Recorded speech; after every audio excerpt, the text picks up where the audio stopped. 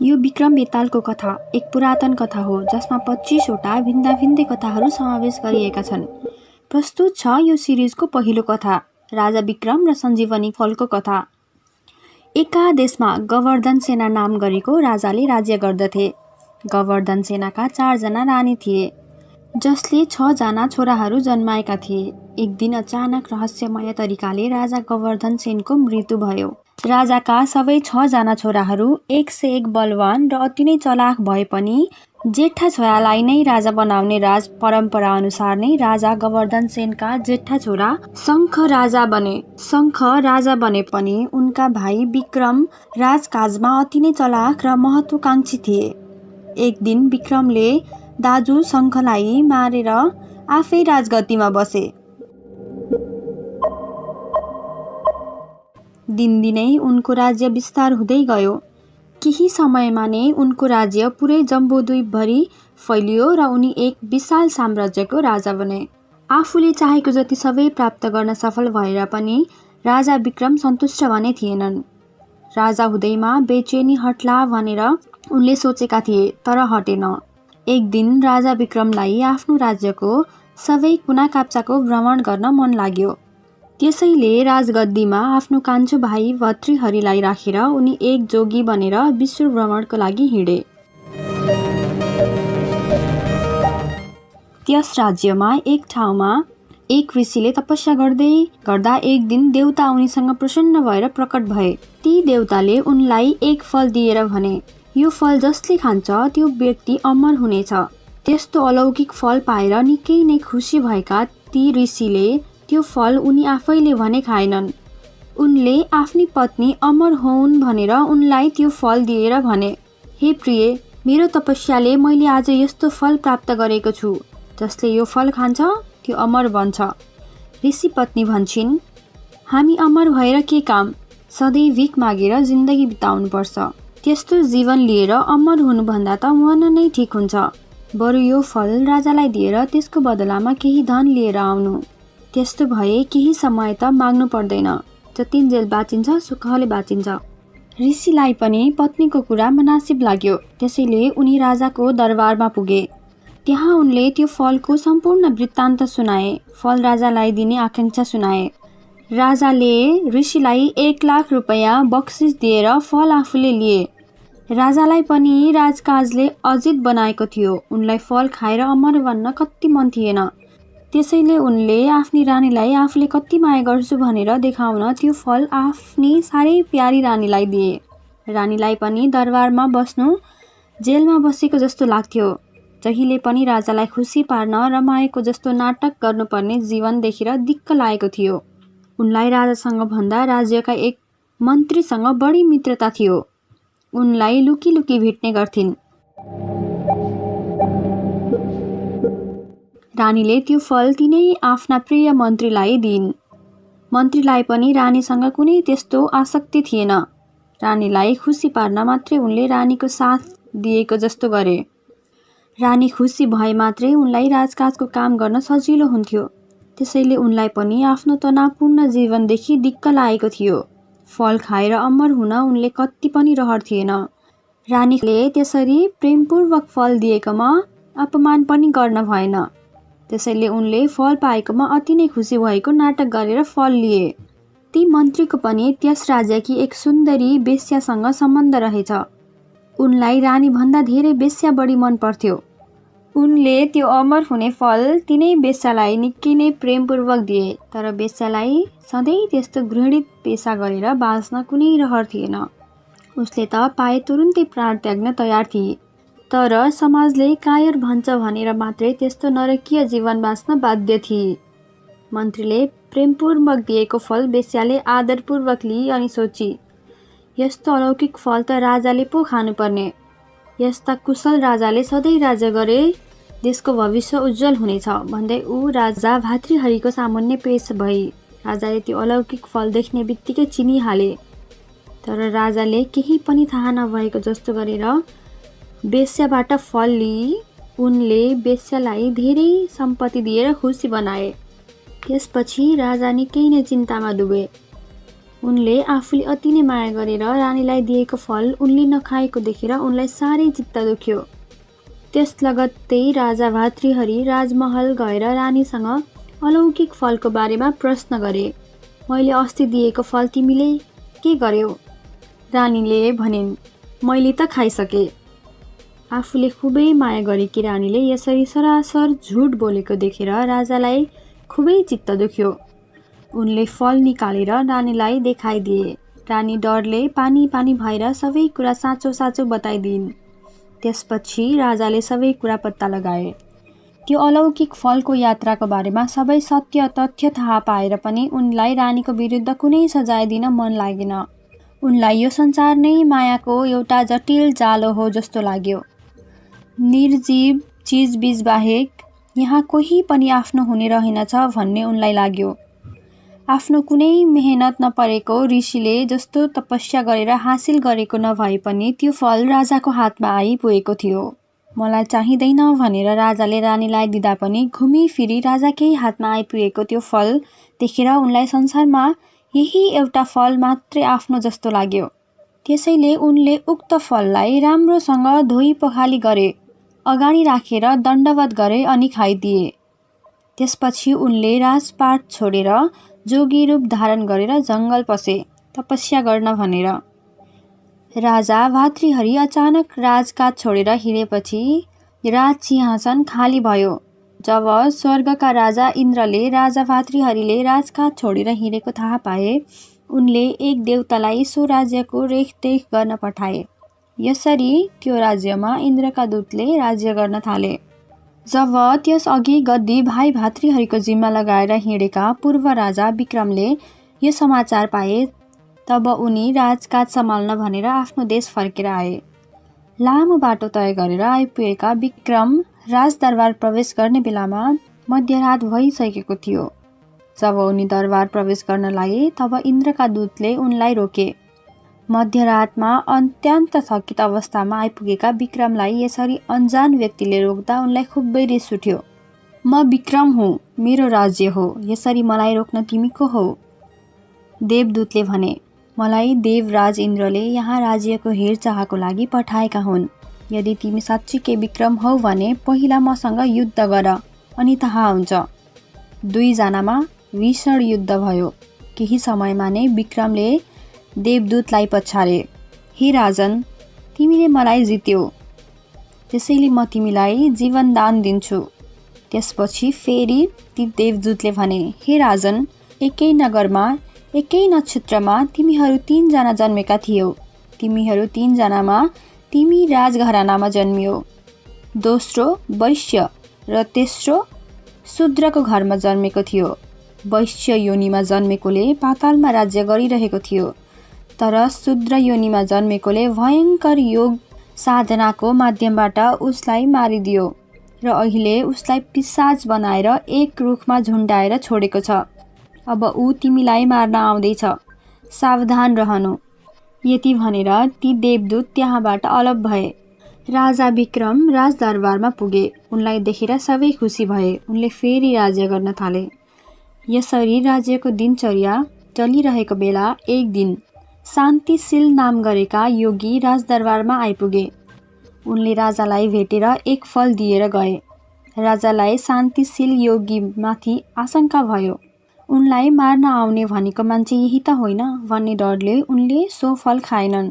उनले सो फललाई भण्डारीको हातमा भण्डारखानामा जम्मा गर्न लगाए। केही समयपछि त्यही योगी आएर एक फल दिएर जान्थ्यो। राजाले त्यसरी नै जम्मा गरेर नै राख्थे। यसरी क्रममा एक दिन त्यो योगी फेरि आयो। त्यसबेला राज बगैँचामा राजा टहलिँदै थिए। योगी त्यही पुगेर राजालाई एक फल दियो। राजा सो फल देख्ने बित्तिकै तर्सिए। उनी तर्सिँदा फल हातबाट फुटेर भुइँमा खस्यो। त्यही बेला एक बाँदरले त्यो फल लिएर अलि पर पुग्यो अनि उसले भुइँमा ठोकेर फुटायो। त्यस लगत्तै राजाको आँखा विस्फारित भयो। राजा अचम्मित भए। त्यसको कारण थियो त्यसबाट निस्केको एक चम्किलो अलौकिक मणि। राजा अचम्मित हुँदै ती योगीलाई प्रश्न गरे, हे योगी, तपाईँले मलाई यस्तो अलौकिक मणि किन दिनुभयो? योगीले भने, हे राजन, राजा, गुरु, ज्योतिषी, वैद्य र छोरीको घरमा कहिले पनि खाली हात जानु हुँदैन। त्यसपछि राजाले आफ्नो भण्डारीलाई भण्डारखानामा राखेका फलहरू ल्याउन अराए। ती सबै फलभित्र एक एक मणी भेटिए। राजाले हिरा जवाहरात व्यापारीलाई बोलाएर ती मणिका मूल्य पत्ता लगाए। प्रत्येक मणि करोडौँ रुपैयाँ पर्ने अति नै बहुमूल्य मणि भएको ती व्यापारीले बताएपछि राजाले योगीलाई एक एकान्त स्थानमा लगेर सोधे, योगीराज, केही त रहस्य पक्कै छ, अब सबै कुरा खुलस्त पार्नुहोस्। एकान्तमा योगीले राजालाई भने, हे राजन, कुरा के हो भने मैले गोदावरी नदीको किनारमा रहेको मसानमा बसेर एक मन्त्र सिद्ध गर्नको लागि एक अनुष्ठान गरिरहेको छु। त्यो अनुष्ठान सिद्ध भएपछि मेरो मनोरथ पनि पूरा हुनेछ। त्यसको लागि महाराज एक रात सो स्थानमा आई बक्सेर अनुष्ठानमा साथ दिनुपर्नेछ। त्यति भएपछि मन्त्र सिद्ध हुनेछ र मेरो अनुष्ठान पनि समापन हुने थियो। त्यसैले महाराज हात हतियारले सुसज्जित भएर एक्लै उक्त स्थानमा आइबक्सिने कृपा गरिदिनु भए म अति नै कृतज्ञ हुने थिएँ। राजाले योगीको कुरा सुनेर भने, ठिक छ, म त्यसबारेमा सोचौँला। योगीले राजप्रसादमा केही दिन बसेर राजा विक्रमको समयअनुसार गोदावरी नदीको किनारमा रहेको मसानमा गर्ने अनुष्ठानको तालिका तयार गरे। सबै तालिका पूरा भएपछि योगी अनुष्ठानको तयारी गर्न लागे। योजना अनुसार नै महाराज विक्रम निर्धारित रातको समयमा मसान पुगे। योगी आफ्नो नियमित अनुष्ठानमा व्यस्त थिए। महाराज विक्रमले सोधे, योगी महाराज, अब म के गरूँ? राजन, यहाँबाट दक्षिणतिर 2 कोस हिँडेपछि अर्को मसान छ। उक्त मसानको छेउैमा रहेको एक शिरीषको रुखमा एउटा मुर्दा झुन्डिरहेको छ।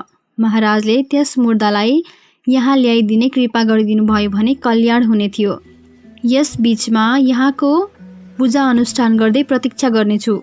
योगीको आज्ञा अनुसार राजा विक्रम त्यहाँबाट दक्षिण दिशामा हिँडे। अधेरी रात थियो। अति नै भयङ्कर डरलाग्दो अन्धकारको बीचमा राजा विक्रम अगाडि बढे। त्यही बेला ठूलो मेघ गर्जनसहित घनघोर पानी पर्न थाल्यो। रुखको जरा समेत उखेलेर फालिदिने जस्तो हावाहुरी चलिरहेको थियो।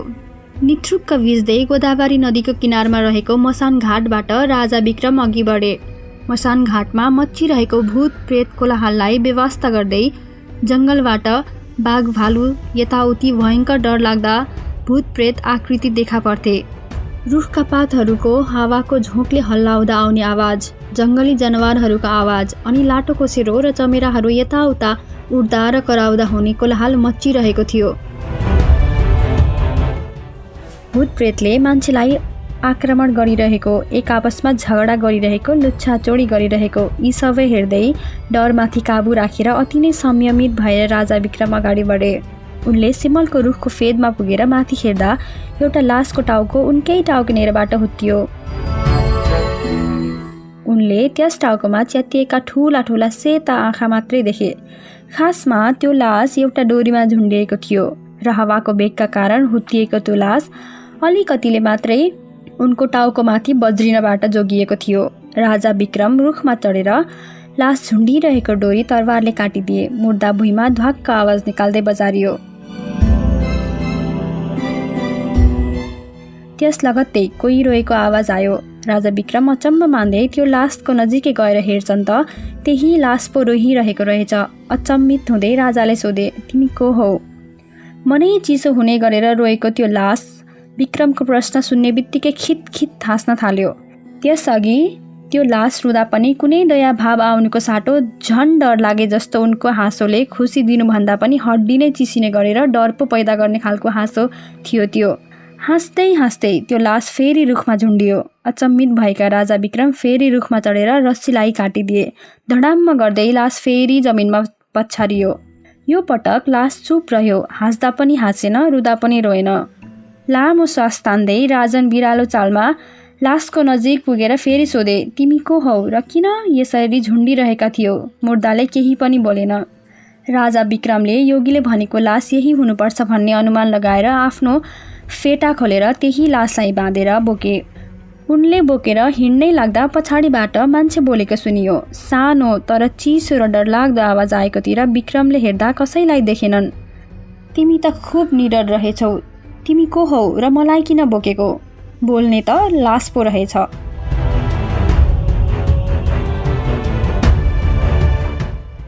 उसको मुख चलिरहेको थिएन, तर आवाज भने आइरहेको थियो। मेरो नाम विक्रम हो, म धारान नगरको राजा हुँ।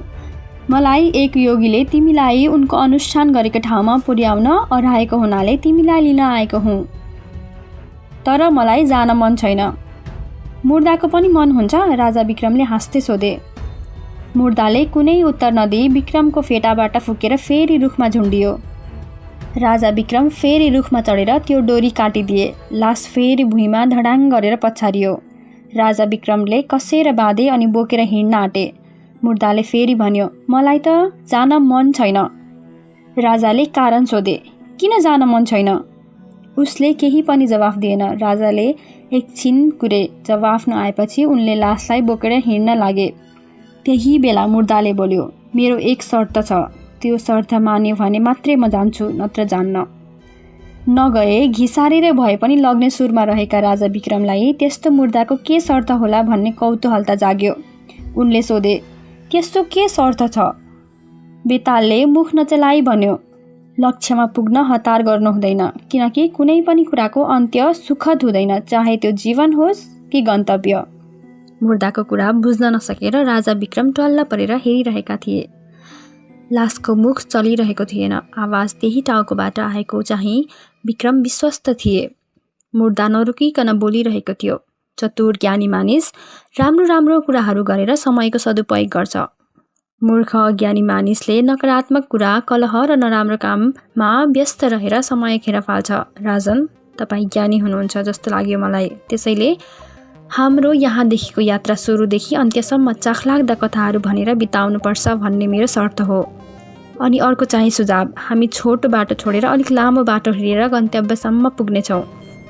महाराज विक्रमले सोधे, कथा सुन्ने कुरामा मेरो मन्जुरी छ, तर लामो बाटो चाहिँ किन? राजन, तपाईँलाई खाना मिठो लाग्यो भने छिटो छिटो खानुहुन्छ होइन? हो, खासमा त्यस्तो मिठो खाना छिटो छिटो खाने होइन, बिस्तारै खाने हो। भरपुर आनन्द लिएर खानुपर्ने हो। फटाफट खाए त चाँडै नै सकिन्छ, नसकिए पनि छिटो छिटो खाँदा छिट्टै अगाइन्छ। अनि त्यस्तो मिठो खानाको मजा थोरै समयमा नै सकिन्छ। त्यसैले खाना खाँदा कहिले पनि हतार गर्नु हुँदैन।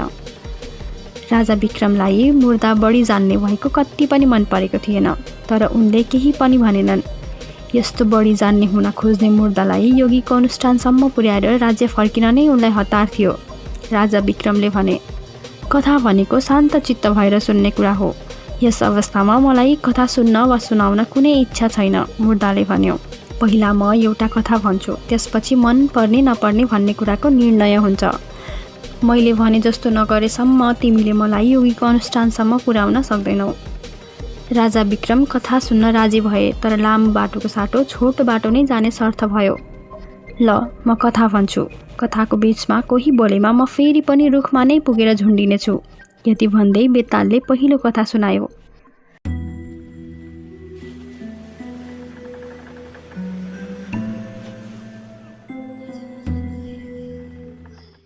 चित्रकोट राज्यमा सूर्य विक्रम नाम गरेका एक प्रतापी राजाले राज्य गर्थे। उनको राजेन्द्र विक्रम नाम गरेको एउटा छोरा थिए।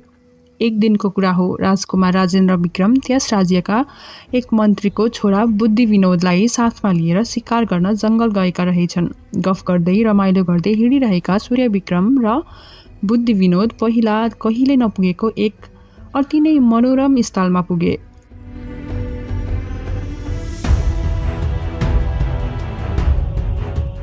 त्यहाँ एक ताल थियो जसको बीचमा सुन्दर कमलहरू फुलिरहेका थिए।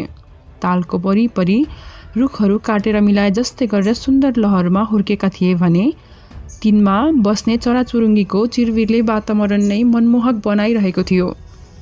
तालको कञ्चन पानीमा हात मुख धोएर घोडालाई त्यहाँको पानी खुवाएपछि उनीहरू त्यही नजिकै भएको शिवजीको मन्दिरमा पुगे। बाहिर आफ्ना घोडालाई बाँधेर मन्दिरभित्र शिवजीको दर्शन गर्न छिरे। मन्त्री पुत्र धार्मिक स्वभावका थिए। उनी शिवलिङ्गको अघि बसेर ध्यानमग्न भए। युवराज राजेन्द्र विक्रमलाई भने मनोरम दृश्यले नै लोभ्याएको थियो।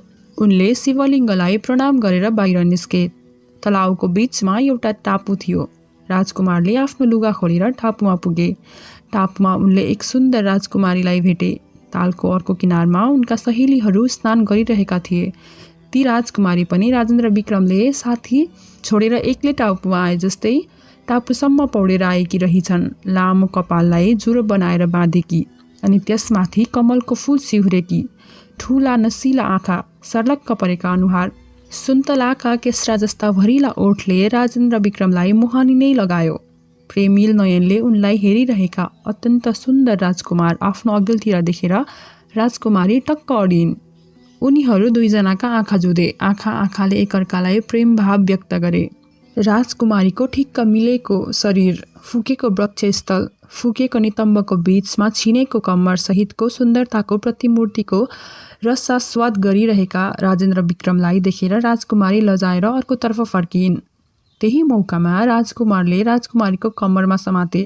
राजकुमारको स्पर्शले राजकुमारी मैन पग्ले झै पग्लिन्।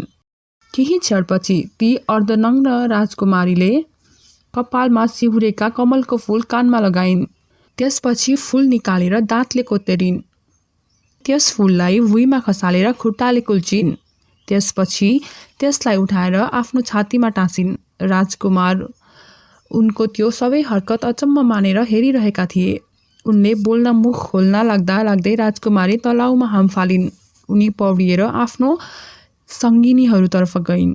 राजकुमार केही बेर मूर्तिवत त्यही उभिरहे। त्यसपछि उनी पनि निराश भएर पौडिएर फर्किए। उनी किनारमा पुग्दा उनका मित्र ध्यान सकेर बाहिर निस्किसकेका थिए। उनले आफ्ना मित्रलाई एक सुन्दर राजकुमारी भेटेको र उनको सुन्दरताबाट एकै नजरमा असक्त भएको कुरा बताए। तर राजकुमारीले आफ्नो बारेमा केही पनि नबताई हिँडेको देखेर राजकुमार अति नै चिन्तित भएको कुरा उनले बताए। उनले आफ्नो साथीलाई भने, त्यो राजकुमारीले त मेरो मन नै चुडेर लगी, तर मलाई न त उनको नाम थाहा छ न त ठेगाना, अब कसरी पत्ता लगाउने होला। साथीले भन्यो, हे राजकुमार, कस्तो राजकुमारी, उनले के गरिन्, सबै विस्तारमा बताउनुहोस्। राजकुमारले भएको सम्पूर्ण कुरा बताए। सबै कुरा सुनेपछि उनले भने, हे राजकुमार, तपाईँ किन चिन्तित हुनुहुन्छ? उनले त सबै बताएर गएकी रहेछन् त। अचम्मित हुँदै राजकुमारले सोधे, कसरी? उसले कमलको फूल शिरबाट उतारेर कानमा लगाउनुको अर्थ हो उसको घर कर्नाटक राज्यमा हो। त्यस फूललाई दाँतले टोक्नुको अर्थ हो उनी राजा दन्तवताकी छोरी हुन्। अनि कमलको फूललाई पैतालाले कुल्चिनेको अर्थ हो उनको नाम पद्मावती। अनि अन्त्यमा फूल मुटुमा टाँस्दै उनले भनेकी रहेछन्, तिमी मेरो मनमा बसेका छौ।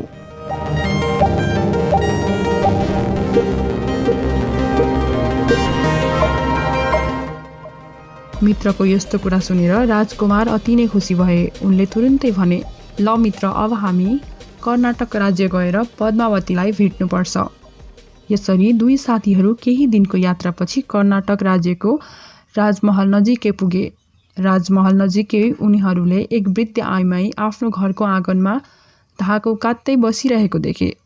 उनीहरू तिनै वृद्ध महिलाको अघिल्तिर गएर भने, हे आमा, हामी टाढाबाट आएका व्यापारी हौँ, हाम्रो सामान पछि आउँदैछ, हामीलाई बास दिन सकिन्छ होला?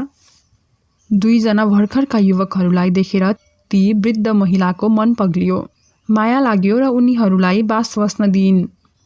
संयोगले ती वृद्ध महिला राजकुमारी पद्मावती कि धाई आमा भएर काम गरेकी महिला रहेछन्। उनका एक छोरा राजदरबारमा काम गर्दा रहेछन्। उनी दरबारभित्रै बस्ने हुनाले बुढी आमा एक्लै त्यहाँ बसेकी रहेछन्। उनी दिनको एकपटक राजकुमारीलाई भेट्न भने जाने गर्दिरहेछन्। राजकुमारले ती बुढी आमालाई केही धन दिएर खुसी पारे अनि राजकुमारी कहाँ सन्देश पठाए। आमा, तपाईँ राजकुमारीलाई भेट्न जाँदा उनले अघिल्लो हप्ता तालको टापुमा भेटेको राजकुमार यहाँ आइपुगेको छ भनेर सन्देश पुर्याइदिनु न है। बुढी आमाले ती राजकुमार भएकोमा खुसी हुँदै सन्देश पुर्याइदिइन्। राजकुमारले खोज्दै आएको समाचार सुनेर खुसी होलिन् भनेको राजकुमारी त राजकुमार आइपुगेको समाचार सुन्ने बित्तिकै रिसाइन्। रिसाउने मात्रै नभएर ती बुढी आमाको गालामा एक झापु हानेर तुरुन्तै निस्केर जा भनेर लखेटिन्। तीन छक्क पर्दै चित्त दुखाउँदै ती बुढी आमै घर फर्किन्। राजकुमारीले हातमा चन्दनको लेप लगाएर झापड हानेकी थिइन्। जब गालामा सेतो चन्दनको 5 औलाको दाम लिएर फर्केकी बुढी आमैले सबै कुरा सुनाइन्। राजकुमार अति नै चिन्तित भए। हक्का न बक्का भएर केही बोल्न पनि सकेनन्। त्यति बेला राजकुमारको मित्र बुद्धि विनोदले भने, धेरै धेरै धन्यवाद आमा, अब तपाईँ आराम गर्नुहोस्, हामी एकछिन बाहिर गएर आउँछौँ। राजकुमारीले त्यसरी सन्देश सुनाउने आमालाई अपमान गर्छिन् भन्ने सपनामा पनि नसोचेका राजकुमारलाई बाहिर जान मन नै थिएन। तर मित्रले जबरजस्ती बाहिर लगेर भन्यो, ल बधाई छ। के भन्छौ मित्र? भर्खर राजकुमारीले सन्देश लाने ती वृद्ध आमालाई झापड हानेकी होइनन् र? मित्रले भने। राजकुमारी हातमा सेतो चन्दन दलेर गालामा 5 औँलाको डाम बसाएर पठाएकी छिन्। त्यसको मतलब हो अब 5 दिन चन्द्रमाको उज्यालो रहनेछ। 6औं दिन औँसीको रात हो, त्यही दिनमा भेट्ने भनेर सन्देश पठाएकी हुन्। मित्रको त्यस कुराले राजकुमारको निभिसकेको आशाको दियो फेरि बल्न थाल्यो। उनीहरू तुरुन्तै फर्केर बुढी आमालाई खुसी पार्न थाले। बुढी आमालाई अनेक तरहले खुसी पारेर 5 दिनपछि फेरि पहिला जस्तै गरेर राजकुमारीलाई सन्देश पठाए। 1 दर्जन दिन अघि उनले तालको टापुमा भेटेको राजकुमार यहीँ आइपुगेको छ। यो पटक बुढी आमाले डराई त्यो सन्देश सुनाइन्। यो पटक राजकुमारी रिसाउँदै आफ्ना 3 औँला अबिरको रङमा चोबेर गालामा झापड हान्दै भनिन्, यहाँबाट गइहाल। रुन मात्र नसकेकी बुढी आमा चिन्तित हुँदै घर पुगिन्। बुढी आमाको अनुहार देख्दै राजकुमारले थाहा पाइहाले के भयो भन्ने। राजकुमारका मित्रको आँखा चम्किरहेको थियो। राजकुमारले मित्रलाई एकान्तमा लगेर सोधे, यो के हो फेरि? राजकुमारी रजस्वला भएकी रहेछन्, त्यसैले अरू 3 दिनपछि भेट्ने भनेकी हुन्। त्यसपछि राजकुमार र उनका मित्रले ती बुढी आमालाई खुसी पार्न थाले। उनले सहयोग गरेकोमा धेरै धेरै धन्यवाद। 3 दिनपछि फेरि राजकुमारले बुढी आमालाई त्यही सन्देश पठाए। थरथर काम्दै बुढी आमाले राजकुमारीलाई सन्देश सुनाइन्। राजकुमारीले यो पटक भने झापड हानिनन्। उनले पश्चिमतिरको झ्यालबाट बाहिर निस्केर घर पठाइदिइन्। त्यो पटक बुढी आमा खुसी खुसी घर आएको देखेर राजकुमार पनि खुसी भए। बुढी आमाले आफूलाई झ्यालबाट निकालेको कुरा सुनाउँदा राजकुमार खिस्रिक्क परे। अहिले पनि राजकुमारीले कुनै पनि सन्देश नपठाएकोमा राजकुमारको चित्त दुख्यो। तर राजकुमारीको सन्देश उनका मित्रले भने बुझिसकेका थिए। उनले भने, ल बधाई छ मित्र। आज बल्ल राजकुमारीले बोलाइन्। आज राति पश्चिमतिरको झ्यालबाट जानु। उनले झ्याल खोलेर भित्र लाग्नेछिन्। यो कुरा सुनेर राजकुमारको खुसीको सीमा नै रहेन। उनले बुढी आमासँग उनका लुगा मागे। ती सबै लुगा लगाएर बुढी जस्तै भएर हातमा हतियार पनि भित्र लुकाएर दरबारतिर हिँडे। राति अँध्यारोमा राजकुमारीको पश्चिमतिरको झ्याल बाहिर पुग्दा राजकुमारी उनलाई कुरेर बसिरहेकी थिइन्। त्यही झ्यालबाट उनी भित्र गए। राजकुमार र राजकुमारीको अन्ततः मिलन भयो। भित्र पुगेपछि राजकुमार हेरेको हेरै भए। उनले त्यहाँ भित्र सोचे भन्दा पनि उत्तम चिजबिजहरूको दर्शन पाए। राजकुमार र राजकुमारीले विभिन्न भलाकुसारी गरेर रात बिताए। बिहान हुने बित्तिकै राजकुमारीले राजकुमारलाई कोठाको एक गोप्य कुनामा लुकाइन्। यसरी राजकुमार लुक्न गए अनि राजकुमारी आफ्नो नित्य कर्ममा व्यस्त रहिन्। एवं रीतले राजकुमार दिनभर लुक्ने स्थानमा कैदी भएको जस्तो भएर बस्न थाले। उनी भने रातभर राजकुमारीको साथमा नै हुन्थे। उनीहरू बीच देश देशान्तर, राजकाज, ध्यान, अध्यात्म आदि विभिन्न विषयमा चर्चा परिचर्चा हुन्थे। एक दिन मित्र शत्रुको बारेमा चर्चा चल्दै थियो। राजकुमारले आफ्नो मित्रहरूलाई सम्झे। 1 महिना बितिसकेको थियो। राजकुमारले भने, मसँगै आएको मेरो मित्रको के भयो होला? मलाई उसको चिन्ता पो लाग्न थाल्यो। चिन्ताको के कारण छ र? राजकुमारीले सोधिन्। चिन्ताको त केही कारण छैन। ऊ एकदमै बुद्धिमान र चतुर मित्र हो।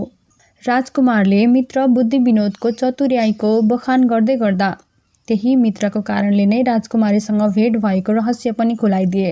राजकुमारीले राजकुमारका ती मित्रको बारेमा चाख दिएर सुनिन् र उनको चतुर्याइबाट पनि निकै प्रभावित भइन्। तिम्रो मित्रप्रति म कृतज्ञ छु। भोलि म उनको लागि स्वादिष्ट मिष्टान भोजन तयार गरेर पठाइदिन्छु। तिमी तिम्रो मित्रलाई भेट अनि उनलाई धन्यवादसहित भोजन गराएर फर्केर आउनु। राजकुमारीको यो सदा सहायताले राजकुमार धेरै खुसी भए। भोलिपल्ट राजकुमारीले बाचा गरे अनुरूप नै मिष्टान्न भोजन तयार गरेर राजकुमारको जिम्मा लगाइदिइन्। प्रफुल्ल मन लिएर राजकुमार मित्रलाई भेट्न पुगे। उनका मित्र त्यही उनलाई कुरेर बसेका थिए। राजकुमारलाई सकुशल फर्केको देखेर उनी निकै खुसी भए। उनीहरू बीच के भयो, कसरी दिन बित्यो भन्ने बारेमा चर्चा परिचर्चा भयो। राजकुमारले आफ्नो मित्रको चतुर्याइको बारेमा पनि राजकुमारीलाई सबै कुरा बताएको अनि राजकुमारीले खुसी भएर मित्रको लागि भनेर विशेष भोजन तयार गरेर उपहार दिएको पनि बताए। मित्र, यो राजकुमारीले आफै तयार पारेर पठाएको भोजन हो। मित्रले भोजन हेरे तर केही पनि भनेनन्। राजकुमारले भोजन खोलेर मित्रलाई देखाए। लड्डु र मिष्टान्न भोजन अति नै स्वादिष्ट होला जस्तो देखिएको थियो। खाउँ खाउँ जस्तो लाग्ने स्वरूपको थियो। आफ्नी प्यारी राजकुमारीले बनाएको भोजन देखेर राजकुमारको मुखमा पानी आयो। हामी दुवैजना बाँडेर खाऊ है, राजकुमारले प्रस्ताव गरे। हुन्छ भनेर मित्र सोचमग्न भए। राजकुमारलाई चाख्न हतार भयो। उनले एउटा लड्डु टिपेर मुखमा हालिहाले। मित्रले रोक्न खोज्दा खोज्दै राजकुमारले लड्डु निलिहाले। राजकुमार, हजुरले यो लड्डु खान हुन्थेन, तुरुन्तै उकल्नुस्। तर लड्डु पेटमा पुगिसकेको थियो। लड्डुमा राजकुमारीले विष हालेर पठाएकी थिइन्, त्यसैले तुरुन्तै असर पनि गर्न थालेपछि राजकुमारले डराएर आत्तिँदै सोधे, किन मलाई यो के हुन लाग्यो? बस्न पाए भन्दैमा थ्याच्च नबस्नु, खान पाए भन्दैमा क्वाप्प नखानु भने जस्तै भयो भन्दै मित्रले भने, हजुरले राजकुमारलाई मेरो बारेमा भन्नु नै नहुने थियो। तपाईले मेरो बारेमा सबै कुरा बताउने बित्तिकै जबसम्म म जिउँदो हुन्छु तबसम्म हजुर पूर्ण रूपले उसको हुन सक्नुहुन्न भन्ने बुझी, त्यसैले उसले मलाई मार्नको लागि विष हालेर खाना पठाएकी हो। मित्रले यसो भन्दै गर्दा राजकुमार छटपटाइरहेका थिए। उनलाई असह्य पीडा भइरहेको थियो। उनको मुखबाट फिज निस्कन थालिसकेको थियो। मित्रले आत्तिँदै भने, अब के गरौँ? उनले आफ्ना औँला राजकुमारको घाँटीमा छिराएर बान्ता गराउने प्रयास गरे, तर केही गरे पनि राजकुमारलाई बचाउन भने सकेनन्। हाँस्दै खेल्दै राजकुमारीसँगको रासलीला सुनाइरहेका राजकुमार एकैछिनमा अति नै विस्मत तरिकाले मरे। मित्र केही गर्न नसकेर लाचार भएर आफ्नो अगाडि आफ्नो मित्रको मृत्यु हेरिरह्यो। कथा यही सकियो भन्दै बेतालले भन्यो, राजन, अब यो बताउनुस् कि राजकुमारीको उद्देश्य के थियो? यहाँ को सबैभन्दा बढी पापी हो? राजा विक्रमले भने, राजकुमारका मित्र सबैभन्दा बढी पापी हुन्, किनकि राजकुमारीले खानामा विष हालेर पठाएको भन्ने उनले बुझेको राजकुमारले खाएको हेरेर बसे। राजकुमारले विष खाएको थाहा पाएपछि उनी उपचार गर्न छोडेर विद्वता छाट्न थाले। ती मित्रको मतियार बनेको हुनाले राजकुमारी पनि उत्तिकै पापी हुन्। राजा विक्रमले थप प्रश्न पारे। यसको कारण राजकुमारीलाई मित्र चतुर छन् भन्ने कुरा राजकुमारले नै बताएका थिए। राजकुमारीले पठाएको सङ्केतलाई थाहा पाउने र अर्थ्याउने राजकुमार नभएर उनका मित्र हुन् भन्ने थाहा हुने बित्तिकै राजकुमारीले आफू झुक्किएर गलत व्यक्तिसँग बसेको कुरा बुझिन्। त्यसैले उनले राजकुमारका मित्रलाई विष हालेर खाना पठाएकी थिइन्। राजकुमारलाई दुईजनाको बीचको बाटोबाट हटाउनको लागि भनेर मित्रले त्यही गरे। त्यसैले राजकुमारको निधनपछि पक्कै पनि राजकुमारी र ती धोकेबाज मित्र भेट भएर उनीहरूले रासरङ्गी मनाएको पनि हुनुपर्छ। राजा विक्रमले यस्तो भने लगत्तै बेताल उनको काँधबाट उत्रेर फेरि पहिलेकै शिरीषको रुखमा गएर झुन्डियो। विक्रम बेताललाई ल्याउन फेरि फर्के। यो विक्रम बेतालको कथाको बेतालले सुनाएको दोस्रो कथा। बागमती नदीको किनारमा धर्मस्थली नाम गरेको एक राज्य थियो। त्यस राज्यका राजा थिए धर्मपति। त्यही राज्यमा एक ज्ञानी बस्थे। यो घरी गुरुका जुम्ल्याहा एक छोरा र एक छोरी थिए। यो घरीका पुत्र र पुत्री दुवै निकै नै बुद्धिमान र आकर्षक थिए। छोरी मालतीको सुन्दरताको चर्चा गाउँभरि फैलिएको थियो। तर जति सुन्दर र सुशील भए पनि मालतीको उमेर पुगेर विवाह गर्ने उमेर भएपछि उनका माता पितालाई कोसँग विवाह गरिदिने होला भनेर चिन्ता त हुने नै भयो। माता पिता मात्रै नभएर उनको जुम्ल्याहा दाईलाई पनि बहिनीको विवाहको चिन्ता थियो। मालतीको दाईलाई पढ्न अति नै रहर लाग्ने हुनाले उनका माता पिताले उनलाई पढ्न गुरुकुल पठाएका थिए भने मालती घरमा नै बस्थिन्। एक दिनको कुरा हो, यो घरी अर्को गाउँमा भएको एक विवाहमा गएका थिए। कुरै कुरामा आफ्नो एक छोरी भएको र छोरीको विवाहको बारेमा कुराकानी भयो। त्यही उनले एक योग्य पुरुष फेला पारे अनि उनैसँग छोरीको विवाह गर्ने निश्चित गरेर घर फर्के।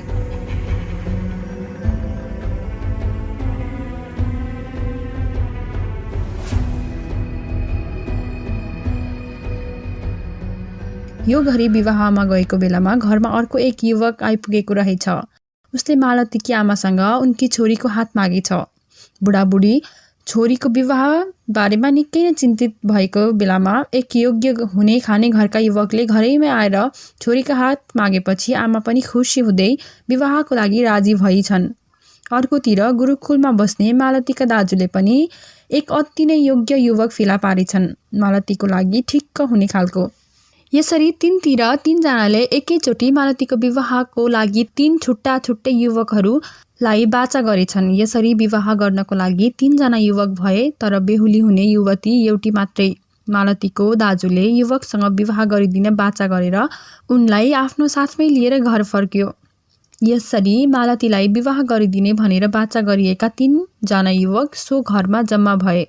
अझ तिनै युवकले मालतीको अलौकिक सुन्दरता देखेर लट्ठिएपछि मालतीका बाबु आमा र दाजु निकै नै चिन्तित भए। के गर्ने कसो गर्ने भन्नेमा अन्योलता छायो। एउटै युवतीलाई 3 जनासँग विवाह गर्न मिल्ने कुरा पनि भएन। ती मध्ये 2 जनाले होस् भनेर छोड्न पनि सकेनन्। मालतीका बाबु आमा र दाजुले कमसे कम एक अर्कासँग सल्लाह गरेर बाचा गरेको भए मात्रै पनि यस्तो अवस्था आउने थिएन। यसरी अनिर्णयको बन्दी बनेर चिन्तित भएर झोक्राएर बसिरहेको ठाउँमा हस्याङ फस्याङ गर्दै मालतीकी एक सखी आइपुगी। उसले मालतीलाई एउटा सर्पले टोकेको र मालती बेहोस भएको कुरा सुनाई। मालतीको परिवार अनि त्यहाँ भएका 3 जना युवक दौडेर मालती भएको ठाउँमा पुगे। त्यति बेलासम्म मालतीले प्राण त्यागिसकेकी थिइन्, तर पनि सर्पको उपचार गर्न धामी झाँक्रीलाई बोलाइयो। अनेक उपचार गर्दा पनि मालतीलाई बचाउन सकिएन। केही सिप नलागेपछि मालतीको अन्तिम संस्कार गरियो। आफ्नै भइसकेकी मालतीलाई यसरी निर्दयी पाराले दैवले चुडेर लगेको देखेर 3 जना युवकहरू विक्षिप्त भए। मालतीको जलिरहेको चिता हेरेर ती युवकहरूले विलाप गर्न थाले। एउटाले मालतीको एक हड्डी निकालेर लिएर गयो, अर्कोले चिताको खरानी बोकेर लिएर गयो अनि तेस्रो युवक एक जोगी बनेर देश देशान्तर घुम्न थाल्यो। युवक एकले मालतीको हड्डी लिएर जङ्गलमा पसेर तपस्या गर्न थाल्यो। दोस्रो युवकले शमशानकै नजिक एउटा कुटी बनाएर मालतीको सम्झनामा जीवन बिताउन थाल्यो। अनि तेस्रो युवकले विरहको गीत गाउँदै हिँड्दै गर्न थाल्यो। देश विदेश गर्दा गर्दै ऊ एक दिन एउटा सहरमा पुग्यो जहाँ एक महिलाले उसलाई बास दिएकी थिइन्। ती युवकलाई बास दिने महिलाले खाना पकाउँदै थिइन्। त्यति बेलामा उनको छोरो उनको लुगामा झुन्डिन थाल्यो। म पकाउँदैछु, बाहिर गएर खेल। बच्चाले सुनेको नसुने गरेर झुन्डिरह्यो। छोड गदा भन्दै उनले हटाउन खोजिन्, तर उसले भने छोड्दै छोडेन। रिसले तिलमिलाएकी ती महिलाले बिचरा सानो बालकलाई लात्ताले हानिन्। छोरो झन जब्बर गरेर त्यही खुट्टामा नै झुन्डिएर रुन थाल्यो। त्यो महिलाको अनुहार रिसले रातो रातो भयो।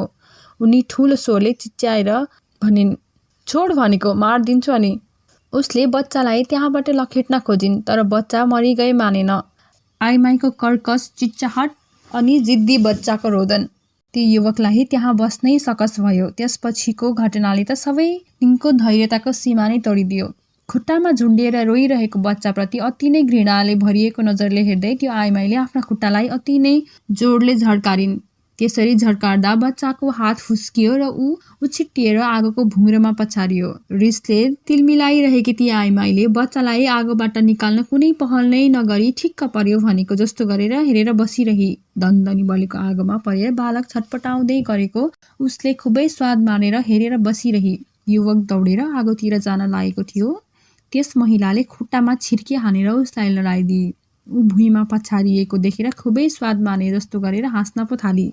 यसअघि बाँस दिँदा त्यस युवकलाई देवी जस्तो लागेको ती महिला अहिले भने राक्षस जस्तो लाग्यो। भुइँमा पछारिएर माथि हेर्दा अजङ्गकी त्यो आइमाईको टाउकोमा सिङ र मुखमा दारा मात्र नपलाएको एक भयङ्कर राक्षसनी जस्तो पो उसलाई लाग्यो। भुइँबाट उठेर अघिल्लोमा हेर्दा बालक त वारवार्ती बलिरहेको थियो। एकैछिनमा त्यो बालक आगोले जलेर खरानी बन्यो। यस्तो डरलाग्दो दृश्य देखेर आत्तिएको युवक त्यहाँबाट जराकजुरुक उठेर भाग्यो। ओ माई गॉड! ढोकाबाट बाहिर निस्किन लाग्दा त्यस आइमाईको श्रीमान भित्र छिर्दै थियो। उसले युवकलाई समातेर भन्यो, ल अब भात खाऊ। डरले थरथर कामिरहेको पसिना पसिना भएको युवकले भन्यो, यस्तै राक्षसनी आइमाईले पकाएको खाना म खान्न। केही पनि नभएको जस्तो गरेर लोग्नेले सोध्यो, के भएर? यसले त्यो अबोध बालकलाई आगोमा फालेर डढाई भन्दै युवक भाग्न खोज्यो। उसले युवकको कठालो समातेर भन्यो, पहिला भात खाऊ अनि के गर्ने सोचौला। त्यो लोग्ने मान्छेको कुरा सुनेर युवकको त सातो पुत्लो उड्यो। बच्चालाई जलाएर फाल्नु त धारामा लगेर नुहाउनु जस्तो एकदमै साधारण कुरा जस्तो पो व्यवहार गर्छ। उसले नसमातेको भए युवक भागेर सहर बाहिर पुगिसक्थ्यो। त्यसले पकाएको भात त म 1 खान्न, 2 खान्न, 3 खान्न, युवकले रिसाउँदै घोषणा गर्यो। त्यसपछि त्यो मान्छेले भन्यो, ल त ल, पहिला म यस पिउसोलाई जिउँदो बनाउँछु अनि खाने। युवक विश्वास नै नगरी टुवा परेर हेरिरह्यो। ल यहाँ बसिराख, म भित्र गएर सञ्जीवनी बुटी लिएर आउँछु। उसले भित्रबाट एउटा सानो थैलो बोकेर आयो अनि आगोबाट एक डाडु भरी खरानी बाहिर निकाल्यो। त्यसपछि उसले मन्त्र पढ्न थाल्यो। अचम्बित भएर अति नै विस्फारित आँखा बनाएर युवक हेरिरह्यो। उक्त व्यक्तिले नबुझिने मन्त्र पढ्यो र ठुलो स्वरले चिच्यायो, फट! युवक तर्सेर आँखा बन्द गर्यो। आँखा खोल्दा अघिको बच्चा त सकुशल अघिल्तिर बसिरहेको रहेछ। यताउता हेरेर बच्चा फेरि रुन थाल्यो। फेरि त्यही कर्कश रुवाई।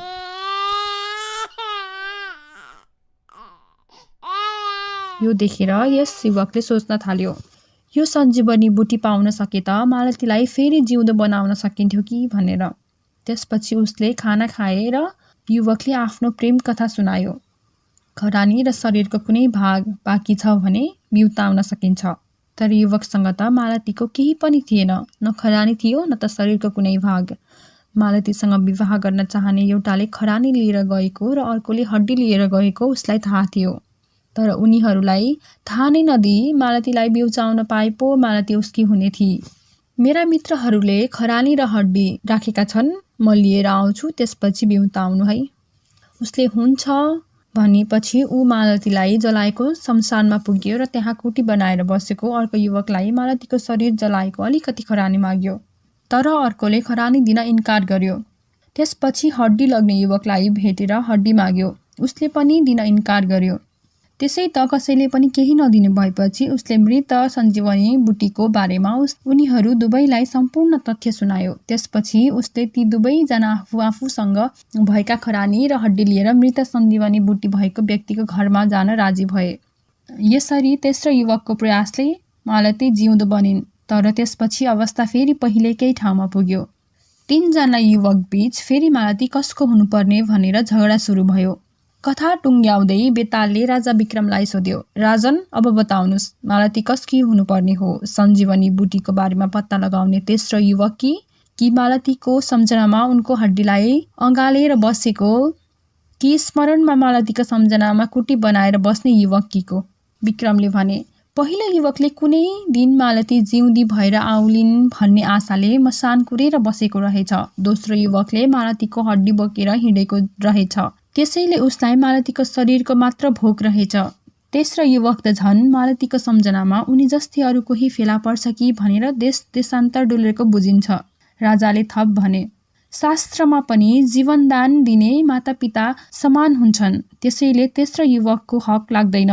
प्रेम मानव शरीरलाई गरिने होइन, आत्मासँग गरिने हो। त्यसैले दोस्रो युवकको भौतिक प्रेमले पनि मालतीमाथि अधिकार जमाउन पाउँदैन। त्यसैले कुरा प्रष्ट छ। कुनै दिन त मालती आउलिन् भनेर तपस्या गरेर बस्ने पहिलो युवक नै मालतीको सच्चा प्रेमी हो।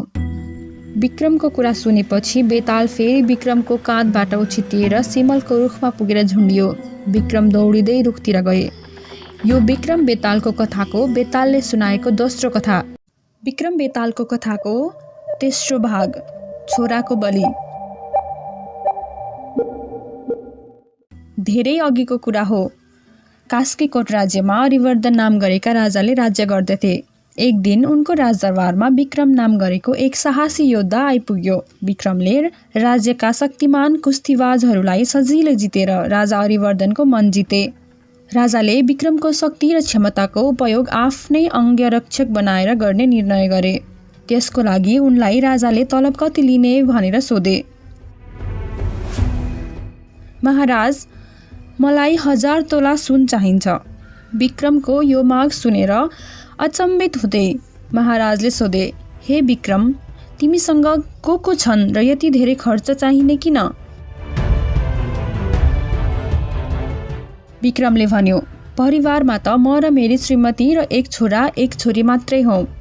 आश्चर्यचकित भएर राजा अरिवर्धनले त्यति धेरै सम्पत्ति के गर्दो रहेछ भनेर जाँच्नको लागि भए पनि 1000 तोला सुन दिने कबुल गरेर विक्रमलाई आफ्नो अंगरक्षक नियुक्त गरे। नियुक्तिसँगै विक्रमले राजढुकुटीबाट 1000 तोला सुन लिएर घर गए। घर गएर उनले ल्याएको सुनमध्ये आधा त गरिबीहरूलाई बाँडिदिए। त्यसपछि बाँकी सुन अतिथि र सन्यासीहरूलाई खाना खुवाउन खर्च गरे। त्यसमा बाँचेको मात्रै आफू र आफ्नो परिवारको लागि खर्च गर्ने गरे। यसरी विक्रमले गर्ने सबै हरकतको बारेमा राजाका दूतले राजालाई खबर गर्ने गरेका थिए। दिनभर घरमा बसेर विक्रम बेलुका ढाल र तरवार लिएर राजाको कोठा बाहिर चौकीदारी गर्ने गर्दथे। राजालाई जुन बेला जे चाहिए पनि उनी तुरुन्तै हाजिर गर्दथे। एक रातको कुरा हो, केही पर खोलाको किनारमा कोही रोइरहेको आवाज आउन थाल्यो। यस्तो अनौठो रुवाईले अचम्मित भएका राजाले विक्रमलाई बोलाएर भने, विक्रम, जाऊ त, यस्तो रातको समयमा यसरी रुने को रहेछ त्यसको बारेमा सबै कुरा पत्ता लगाएर आऊ।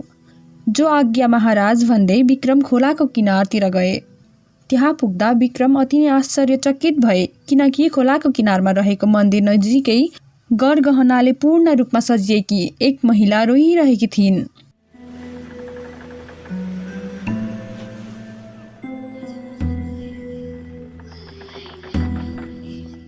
त्यस मन्दिरमा रात कोही पनि नबस्ने भएको हुनाले त्यस स्थानको वरिपरि अरू कोही पनि मानिस थिएनन्। यस्तो कुनै कार्यक्रम पनि थिएन। यस्तो अवस्थामा त्यस महिलाले के गर्छे भनेर विक्रम एउटा रुखको छेउमा छेलिएर ती महिलाको हरकत हेर्न थाले। ती महिलाले अनेक हरकत गरिरहेकी थिइन्।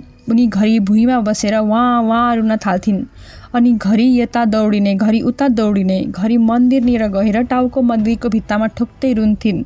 यस्तै यस्तै तरह तरहका हरकत गर्ने अनेक विलाप गरिरहेकी ती महिलालाई अलि ठुलै सङ्कट आएको जस्तो भान हुन्थ्यो।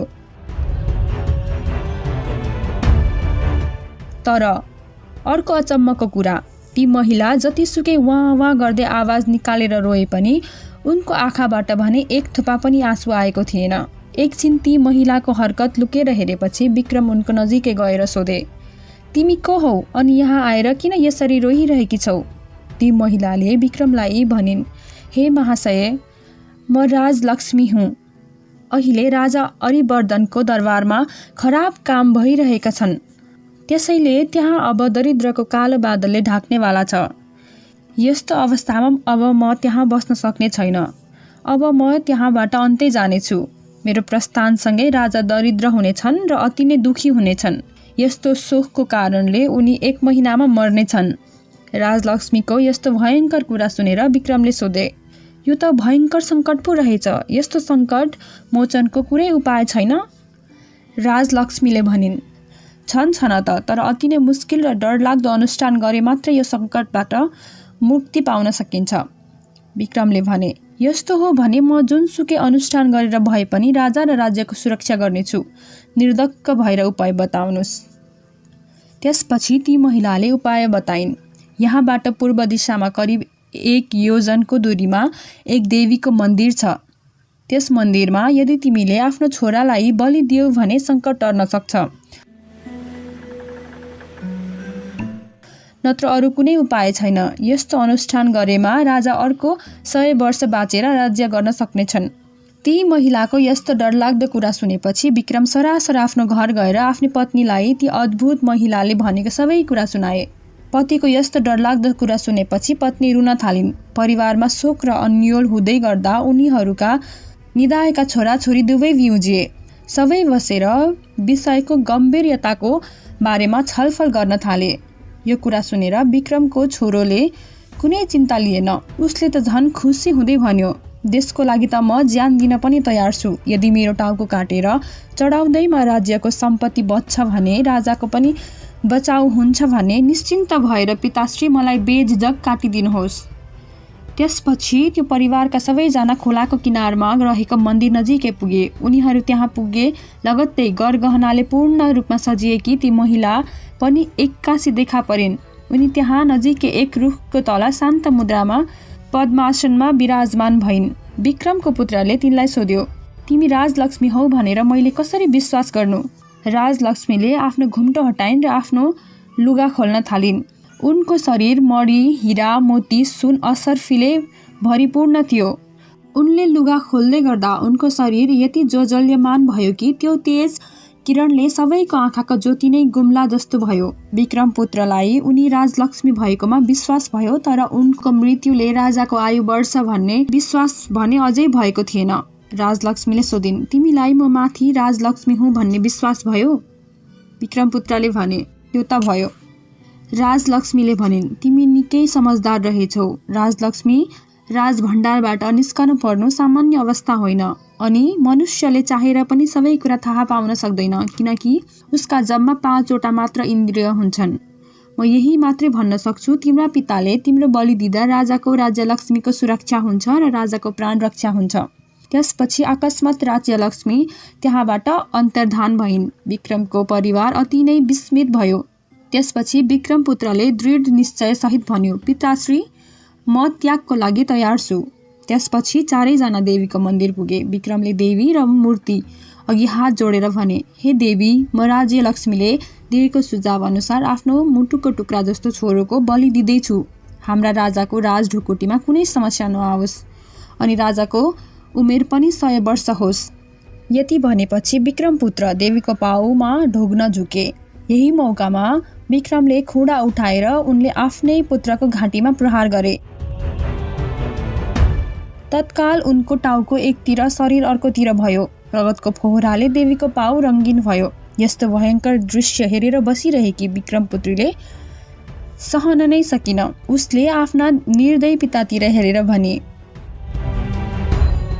पिता, तपाईँ यति निष्ठुरी हुनुहुँदो रहेछ भन्ने मलाई थाहा थिएन। अब मलाई तपाईँको पुत्री भएर बाँच्न मन्जुर छैन। यति भनेर उसले पिताको हातबाट खुडा खोसेर आफ्नै टाउको आफ्नै हातले काटिदिए। टाउको काटिए लगत्तै छटपटाउँदै उसको शरीर ढलेको रुख चाहिँ उसकी आमाको खुट्टामा बजिन पुग्यो। आमाले यस्तो भयङ्कर दृश्य देखेर लगत्तै उसको अनुहार क्रोध, विस्मत, आश्चर्य सबैको हुन्डरी आयो। उसले आफ्नै खुट्टा लिएर ढलेकी मृत छोरीको हातबाट फुत्केर अलि पर लडिरहेको खुडा उठाएर छोरा छोरी दुइटै गुमाएर म बुढी बाँच्नुको अर्थ के भयो र? हे निष्ठुरी देवी, म पनि तिम्रै शरणमा आउँछु। छोरालाई आफैले मारेका विक्रमको अघिल्तिर अहिले छोरा छोरी र श्रीमती सबैजना मृत ढलिरहेका थिए। यसरी सबै ढलेर एक्लै भएको विक्रम ठुलो स्वरमा चिच्यायो, हे देवी, यो के खेला हो? परिवारको सबै गुमाएर म के को लागि बाँच्नु?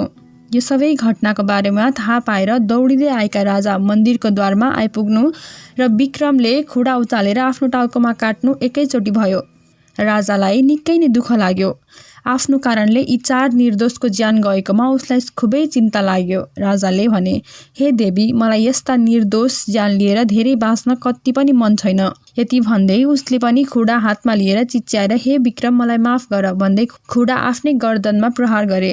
त्यही बेलामा देवी प्रकट भएर राजाको हात च्याप्प समातिन् र भनिन्, हे राजन, तिम्रो यो प्रेम देखेर म प्रसन्न भए।